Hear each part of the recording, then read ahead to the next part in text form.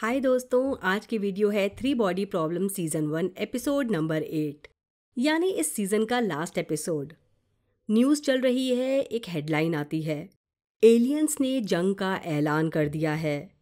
News के दौरान एक औरत कहती है, क्या उन्हें मालूम है सांटी कैसे दिखते हैं, तो ह्यूमंस कैसे उन्हें हरा सकते हैं जब वो अपने दिमाग में उनकी फ़ोटो तक नहीं बना सकते। जैक टैपर अपने को शांत करते हुए बोलते हैं कि वो उनका तसव्वुर कर सकते हैं, लेकिन शायद वो गलत सवाल पूछ रहे हैं। इसके बजाय वो पॉइंट आउट करते हैं कि शायद सवाल ये नहीं होना चाहिए कि ह्यूमंस उन्हें कैसे हरा सकते हैं, बल्कि ये कि ह्यूमन की आने वाली जनरेशन उन्हें कैसे हरा सकती है। ये न्यूज़ सॉल देख रहा है, उसकी लेटेस्ट गर्लफ्रेंड पूछती है कि क्या उसे वाकई न्यूज़ देखनी ज़रूरी है। वो आगे बोलती है, सॉल तो बहुत सारी लड़कियों से मिलता होगा क्योंकि उसे तो इस लड़की का नाम भी नहीं पता। सोल कहता है उसे पता है, बट पूछने पर बता नहीं पाता। फिर वो सॉल से कैब बुक करने के लिए बोलती है। सॉल उसे छोड़ने बाहर आता है। अचानक एक लड़का स्केटबोर्ड से उससे टकरा जाता है और वो ज़मीन पर गिरता है, जिस वजह से कई गाड़ियां आपस में टकरा जाती हैं और उस लड़की का एक्सीडेंट हो जाता है। मौके पर ही उसकी मौत हो गई है। सॉल को डिटेक्टिव क्लैरेंस के पास लाया गया है। डिटेक्टिव कह रहा है उसे अफसोस है नोरा नहीं रही। सॉल पूछता है क्या वो गिरफ्तार है। इस पर डिटेक्टिव का कहना है नहीं, वो बस रिलैक्स करे। इसके बाद डिटेक्टिव क्लैरेंस बताता है वो ऑगी और जिन को जानता है और उसे ये भी पता है जैक और विल के साथ क्या हुआ। फिर वो सॉल से पूछता है कब्रिस्तान में उसकी वेंजी से क्या बात हुई थी, क्योंकि वो आखिरी इंसान है जिससे वेंजी ने मरने से पहले बात की थी। यानी चाइना में वेंजी की मौत हो गई जब वो टेटियाना के साथ सनसेट देख रही थी। ये सब सुनना सॉल के लिए थोड़ा मुश्किल है। डिटेक्टिव को लगता है नोरा की मौत एक एक्सीडेंट नहीं थी, बल्कि कोई सॉल को मारने की कोशिश कर रहा था। जिस गाड़ी ने नोरा को टक्कर मारी वो अपने आप चल रही थी। डिटेक्टिव का मानना है किसी ने गाड़ियों को हैक किया ताकि वो सॉल को मार सके। वो तो स्केटबोर्ड वाला बच्चा बीच में आ गया, जिस वजह से सॉल बच गया। सॉल को समझ नहीं आ रहा ये हो क्या रहा है। डिटेक्टिव सॉल को बुलेट प्रूफ कपड़े पहनने के लिए देता है क्योंकि ये कपड़े उसे गोली से बचा सकते हैं। डिटेक्टिव सॉल को कहीं ले जा रहा है, यहाँ बहुत ज़्यादा सिक्योरिटी है।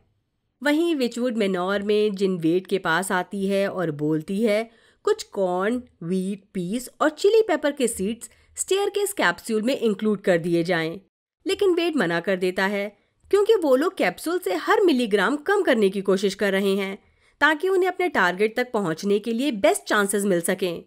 वेड नहीं मानता क्योंकि एक्स्ट्रा वेट स्पेसशिप की फाइनल स्पीड को स्लो कर देगा और इन्हें दुश्मनों तक पहुंचने में देर हो सकती है। वेड ये भी बताता है कि अब विल सिर्फ एक दिमाग है, उसके पास ना तो मुंह है और ना पेट, तो सीड्स का कोई फायदा नहीं। जिन धमकी देती है वो रिजाइन कर देगी, लेकिन वेड को अच्छे से पता है जिन ऐसा कुछ नहीं करेगी, इसलिए वो उसकी बातों को इग्नोर कर देता है। जाने से पहले वेड इन्फॉर्म करता है वो स्टेयरकेस प्रोजेक्ट के कुछ इंपॉर्टेंट वर्कर्स को केप कैनिवरल में ले जा रहा है लॉन्च के लिए। वो जिन के लिए भी एक सीट बचाकर रखेगा। जिन बिना जवाब दिए चली जाती है।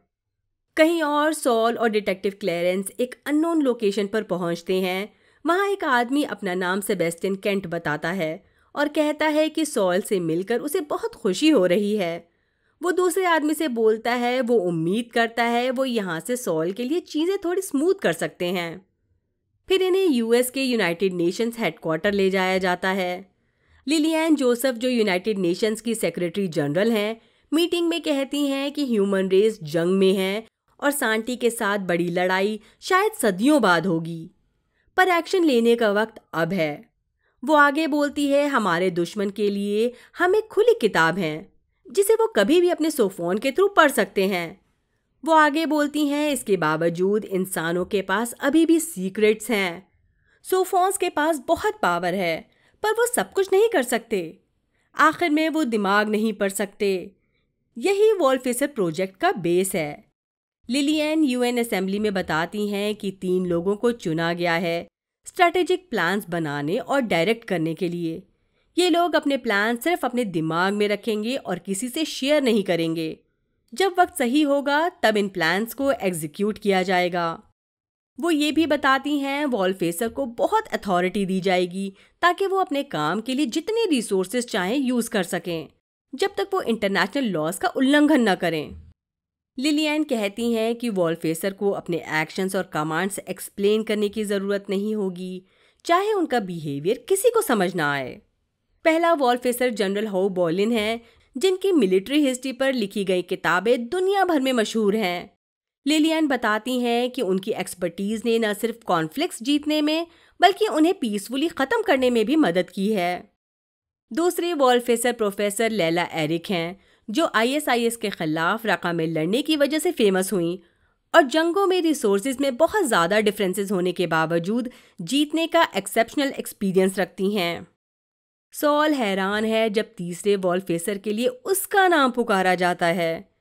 लिलियन उसका इंट्रोडक्शन एक ऑक्सफोर्ड ट्रेन्ड फिजिसिस्ट के रूप में करती हैं, जो सबसे ब्रेनी लोगों के साथ पढ़ा है। वो मजबूरी में स्टेज पर आता है। सेरेमनी ख़त्म होने के बाद वो सेक्रेटरी जनरल को कहता है कि उन्होंने गलती कर दी है। सोल बताता है दूसरों के मुकाबले वो एक लो लेवल रिसर्चर है। वो पोजीशन रिजेक्ट करने की कोशिश करता है। लिलियन समझाती हैं वो कुछ भी करने के लिए फ्री है। सॉल UN हेडक्वार्टर से बाहर आ जाता है और डिटेक्टिव क्लेरेंस को बताता है उसे कोई सिक्योरिटी नहीं चाहिए क्योंकि वो वॉलफेसर नहीं बनना चाहता। फिर वो बाहर आ जाता है। यहाँ उस पर गोली चलती है। किस्मत से उसकी जान बच गई है क्योंकि उसने बुलेट प्रूफ कपड़े पहने थे। इस बीच जिन विल की मछली एक कोवर्कर के पास छोड़ती है और उसे इंस्ट्रक्शन देती है कि वो मछली को मरने ना दे। दूसरी तरफ एक प्राइवेट प्लेन में वेड अपने वर्कर्स के साथ केप कैनावेरल जा रहा है। इसमें राज भी है। जब जिन प्लेन में बैठने के लिए आती है, राज अपनी सीट से बैग हटाता है ताकि जिन बैठ सके, बट वो अलग सीट पर जाकर बैठ जाती है, मानो वो राज को इग्नोर कर रही हो। तभी वेड के पास क्लेरेंस का फ़ोन आता है। वो इन्फॉर्म करता है सोल पर गोली चली है। वेड डिटेक्टिव से बोलता है ये दोबारा नहीं होना चाहिए। उधर सॉल हॉस्पिटल में है। क्लेरेंस उसे बताता है उसकी एक रिब टूट गई और थोड़ी इंटरनल ब्लीडिंग भी है, जो और भी सीरियस हो सकती थी अगर उसने जैकेट नहीं पहनी होती। इस पर सॉल एडमिट करता है ये उसकी खुद की गलती थी, लेकिन अब वो क्लेरेंस को उसका काम करने देगा ताकि वो उसको प्रोटेक्ट कर सके। क्लेरेंस फिर सॉल को बताता है कि NYPD ने शूटर को पकड़ लिया है। वो सॉल को वार्न करता है ऐसे और भी लोग हो सकते हैं जो उस पर हमला करने की कोशिश करेंगे। सॉल को शूटर से मिलना है जिसने उस पर गोली चलाई थी। इसमें खतरा है, बट क्लेरेंस कहता है वो कोशिश करेगा। प्लेन में राज जिन से पूछता है क्या इनका ब्रेकअप हो गया है। जिन ने उसे बताया नहीं।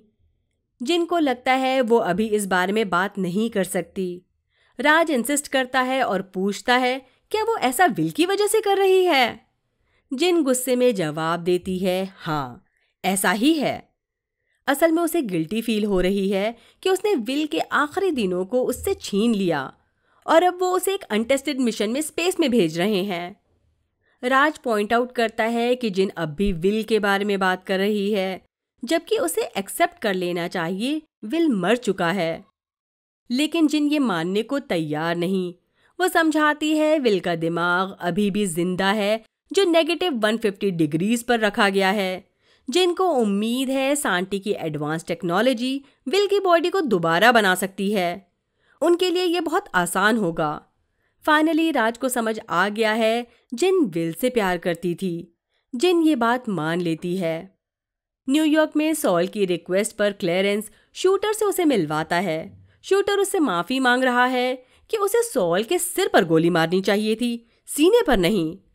ऐसा करके उसका मकसद पूरा हो जाता और सॉल भी झंझटों से फ्री हो जाता, यानी वो मर चुका होता। इस पर सॉल बताता है वो पहले ही उस जॉब के लिए मना कर चुका था। सॉल पूछता है उसने एलियंस के कहने पर एक ऐसे इंसान की जान लेने की कोशिश की जिसे वो जानता ही नहीं, और ऐसे लोगों के कहने पर जिनसे वो कभी नहीं मिला। शूटर बोलता है वो अपने लॉर्ड की आर्मी का एक सोल्जर है, यानी उससे जो कहा जाएगा वो बिना सवाल किए वो काम करेगा। शूटर को वापस ले जाया जाता है। सॉल लगातार जोर देता है वो घर जाना चाहता है, लेकिन लिलियन बताती हैं कि उसका घर सिक्योरिटी रिक्वायरमेंट्स को पूरा नहीं करता, यानी वहाँ भी उसकी जान को खतरा है। लिलियन समझाती हैं कि आखिर में ये ज़रूरी नहीं कि सॉल सच में एक वॉल फेसर है या नहीं। जो ज़रूरी है वो ये है कि लोग और सांटी क्या मानते हैं। जब सॉल फिर से बोलता है वो ये जॉब नहीं चाहता, लिलियन इस सिचुएशन को अच्छे से समझती है क्योंकि ये एक टेरिबल जॉब है। सॉल आगे पूछता है उसे क्यों चुना गया। क्योंकि उसने तो कभी कोई जंग लड़ी ही नहीं, वो रिलैक्स नहीं कर सकते। सांटी तो 400 सालों बाद आएंगे। लिलियन मानती है कि उसने भी सॉल के जैसे ही सोचा था। लड़ने का क्या फायदा, जब तक सांटी आएंगे तब तक तो ये मर चुके होंगे। लिलियन को लगता है इन्हें अपनी आने वाली जनरेशन, उनके फ्यूचर के लिए लड़ना चाहिए। वो बताती हैं उसे भी नहीं पता सॉल को क्यों चुना गया। अगर सॉल सच में जानना चाहता है तो उसे खुद ही पता लगाना होगा कि 8 बिलियन लोगों में से उसे ही क्यों चूज किया गया। जाने से पहले लिलियन समझाती हैं ये सॉल पर बहुत बड़ा दांव खेल रहे हैं। ये सही है या गलत, ये देखने के लिए वो जिंदा नहीं रहेगी, लेकिन वो प्रे करती है इनका प्लान कामयाब हो। बाद में सॉल केंट से बोलता है उसे अपने दोस्त से मिलना है, उसे स्पेस में भेजा जा रहा है। वहीं जंगल में टैटियाना अपनी आरवी के पास वापस आ गई है। वो देखती है दरवाज़ा खुला है। वो अपनी गन निकालती है और अंदर आती है। यहाँ एक वाइट केस रखा है जिस पर उसका नाम लिखा है। वो उसे खोलती है। इसमें भी वैसा ही हेलमेट है जैसा जैक और जिन के पास था। इसमें एक नोट है, अगर हम में से एक भी बचा तो सब बच जाएंगे। ये पढ़कर टैटियाना के चेहरे पर खुशी आ गई है। वो अपना हेलमेट पहनती है। उसके मन में नई उम्मीद आ गई है। वो बहुत एक्साइटेड है। इसी बीच विल के ब्रेन को कैप्सूल में रखा जाता है और उसे लोड कर दिया गया है। काउंटडाउन शुरू होता है। कंट्रोल रूम से वेड जिनके पास आता है। वो उसे बताता है जो सीड्स उसने दिए थे उसे कैप्सूल में रखवा दिया गया है। जिन पूछती है उसने अपना मन क्यों बदला, लेकिन वेड कोई जवाब नहीं देता। फाइनली कैप्सूल स्पेस में लॉन्च किया जाता है। सोल भी यहाँ आ गया है। जिन उसे गले लगाती है। जिन पूछती है क्या सॉल ने ऑगी से बात की। वो बताता है नहीं। सॉल जानना चाहता है क्या वो ठीक है। जिन बोलती है इन्होंने विल के साथ जो किया उसे लेकर ऑगी इनसे गुस्सा है। जिन को लगता है उसने विल के साथ ठीक नहीं किया। इस पर सॉल उसे याद दिलाता है विल ने अपना फैसला खुद लिया था। अब हमें ऑगी को दिखाया जा रहा है। वो मैक्सिको में है। वो वहाँ के कुछ लोगों को अपने नैनो फाइबर्स देती है जो pesticides, parasites, algae, bacteria, heavy metals को फिल्टर करने में हेल्प करेंगे। उसका सिर्फ एक ही मकसद है, शहर में फैली लूज मोशन महामारी को रोकना। उसके पास सॉल का फ़ोन आता है लेकिन वो कॉल रिजेक्ट कर देती है और वहाँ मौजूद लोगों से पूछती है क्या वो सिर्फ बैठकर बातें ही करेंगे या फिर उसके नैनो फाइबर्स को टेस्ट भी करेंगे। उधर केप कैनिवरल में जिन और बाकी सभी लोग बेचैन हैं।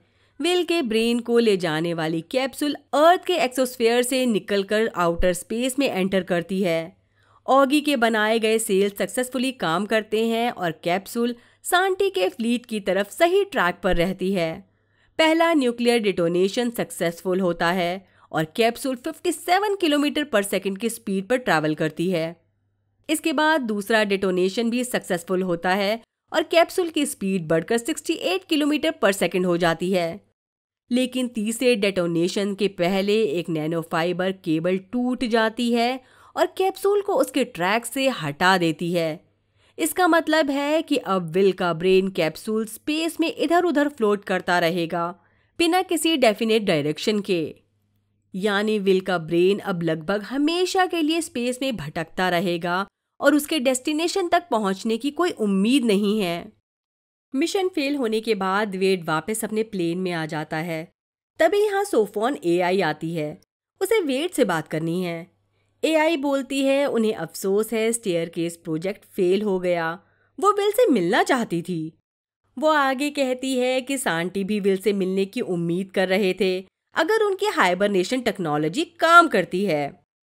एआई वेड को चिढ़ाते हुए बोलती है इंसान कितने कमज़ोर हैं। सोफोन मानती है कि वेड एक मजबूत लीडर है। वो उसे बताती है जब वो 400 साल बाद अर्थ पर पहुंचेंगे तो उसके लिए भी एक जगह होगी, क्योंकि वो उनके प्लान का हिस्सा है।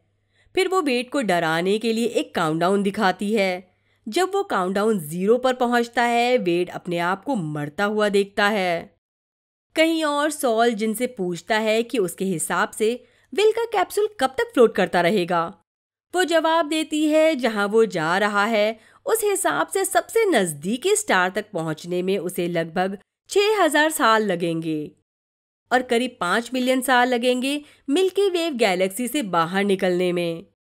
इन दोनों को मायूस देखकर डिटेक्टिव क्लेरेंस इन्हें एक अलग जगह ले जाता है जहां बहुत सारे इंसेक्ट्स हैं।